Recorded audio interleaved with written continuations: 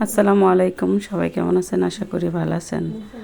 আজকে এই শীতে প্রথম বাইলা মাছের ছোট বাইলা মাছের গুঁড়াগুলো আনা হয়েছে, তো ওইটারই চচ্চড়ি করব টমেটো দিয়ে।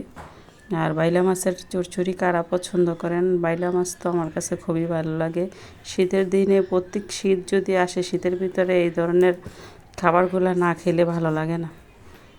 আর শীতের ভিতরে কারা কারা পছন্দ করেন এই ধরনের খাবার কমেন্ট করে জানাবেন, আমার তো খুব ভালো লাগে।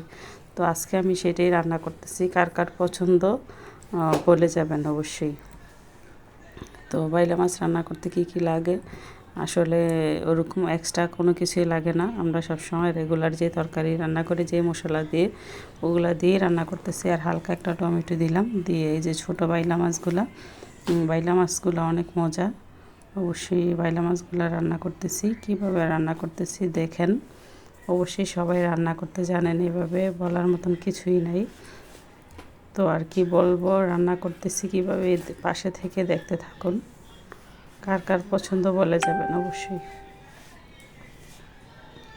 তো হালকা একটু পানি দিয়ে দিলাম, পানি দিয়ে ঢেকে দিচ্ছি।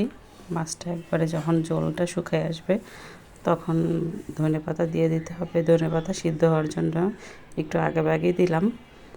আর রান্নাটা কেমন হলো অবশ্যই জানাবেন। আমার রান্না প্রায় শেষ হয়ে গেছে। আর অল্পই পানি লাগে রান্না।